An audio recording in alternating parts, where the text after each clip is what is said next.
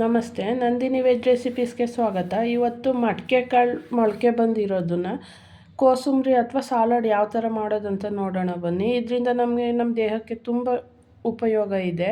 ಒಂದು ಬಟ್ಲು ಮಡಿಕೆ ಕಾಳು ಮೊಳಕೆ ಬರೆಸಿ ಹಾಕಿರೋದು, ಒಂದು ಅರ್ಧ ಸೌತೆಕಾಯಿ, ಒಂದು ಮೀಡಿಯಮ್ ಆಗಿರೋದು ಈರುಳ್ಳಿ, ಒಂದು ಅರ್ಧ ಕ್ಯಾರೆಟು, ಒಂದು ಟೊಮೊಟೊ,